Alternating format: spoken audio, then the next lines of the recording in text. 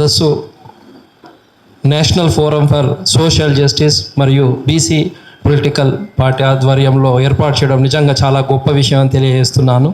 ఇది పెద్దలు వక్లవర్ణం గారు కావచ్చు మరియు ప్రొఫెసర్స్ అద్భుతంగా మన బీసీ సిద్ధాంత భావజాల వ్యాప్తి ద్వారానే మన హక్కులు సాధించుకోవచ్చు అనే ఒక గొప్ప సిద్ధాంతాన్ని తెలంగాణ రాష్ట్రమే కాకుండా దేశం మొత్తం వ్యాప్తి చెందాలని తెలంగాణలోని మేధావులు, కుల సంఘాలు, బీసీ సంఘాలు, ఇంటలెక్చువల్స్, న్యాయవాదులు అందరినీ కలుపుకొని మన సిద్ధాంతాన్ని దేశవ్యాప్తంగా గల్లీ నుంచి ఢిల్లీ దాకా వ్యాప్తి చెందించి మన హక్కులను సాధించుకోవాలనే గొప్ప ఆలోచనలో భాగంగా నిజంగా ముందుకొచ్చి ఇలాంటి కార్యక్రమాలు చేయడం ఒక్కసారి మనం చప్పట్లతో వారిని మనం నిజంగా ముందుకు తీసుకెళ్ళేటట్లు చేయాలని తెలియజేస్తున్నాను. ఈరోజు ముఖ్యంగా ఒకసారి మనకు స్వాతంత్రం వచ్చి 75 సంవత్సరాలు దాటినా బీసీల బతుకులు మారినా అంటే ఒక ప్రశ్నే. ఈరోజు బీసీలు బానిసలుగా ఉన్నారు అంటే అది అక్షర సత్యం.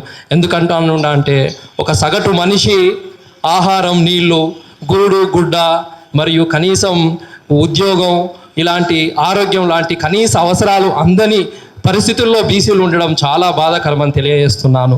ఈరోజు స్వాతంత్రం వచ్చి 75 సంవత్సరాలు దాటిన తరతరాలుగా దశాబ్దాలుగా పోరాటం చేస్తున్నా కూడా మన బీసీలు ఆర్థికంగా, సామాజికంగా, రాజకీయంగా వెనుకబడడం చాలా బాధాకరం అని తెలియజేస్తున్నాను. ఈరోజు బీసీలే కావచ్చు, ఎంబీసీలే కావచ్చు, సంచార కులాలే కావచ్చు చాలా దీన పరిస్థితిలో ఉన్నారు.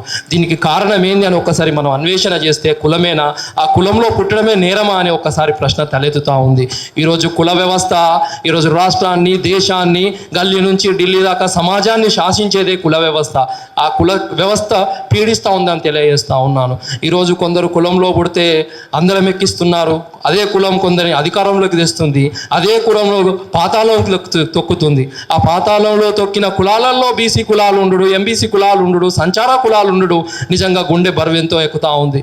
ఈరోజు కుల వ్యవస్థ వల్ల అత్యధికంగా హక్కులు కోల్పోయిన వారు ఎవరన్నా ఉన్నారా అంటే అది బీసీలు కావడం చాలా బాధాకరం.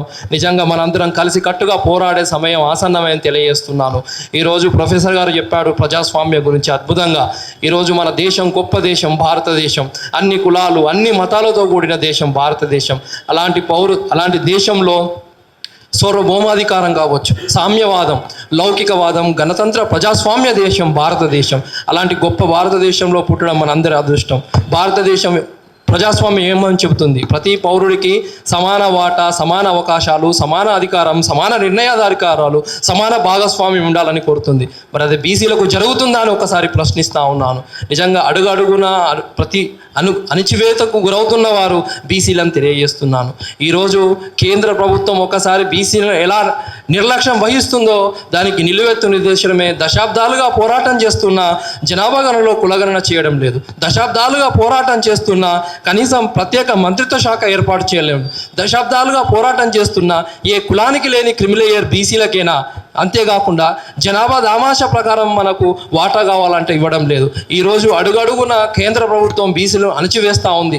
ఆనాడు మండల కమిషన్ 40 సిఫార్సులో ఒక్క సిఫార్సు కేంద్రంలో 27% రిజర్వేషన్లు ఇవ్వాలని ఆ రోజు మనం పోరాటం చేస్తే అప్పుడు కూడా వ్యతిరేకంగానే తన నిర్ణయాలు తీసుకుంది. ఈరోజు బీజేపీ అనేది మతపరమైన అంశాలతో ముందుకు పోతుందే కానీ ఈరోజు బీసీల పట్ల నిర్లక్ష్యంగా వ్యవహరిస్తుంది. మన హక్కులను మనం కోల్పోతూ ఉన్నామని తెలియజేస్తున్నాం. బీసీలందరూ ఐక్యమై రాజ్యాధికారం కోసం, మన హక్కుల కోసం, మన రిజర్వేషన్ల కోసం, మన ఆత్మగౌరవం కోసం పోరాటం కావాల్సిన సందర్భం ఏర్పడ్డదని, దానికి ఇలాంటి వారు బీజం వేయడం, వక్లవరణం లాంటి వ్యక్తులు నిజంగా మేధావులు బీజం వేయడం అనేది ఒక హర్షం వ్యక్తం చేయడం అని నాకు ఈ అవకాశం వచ్చినందుకు నాకు ప్రత్యేక మీ అందరికీ ధన్యవాదాలు తెలియజేస్తున్నాను.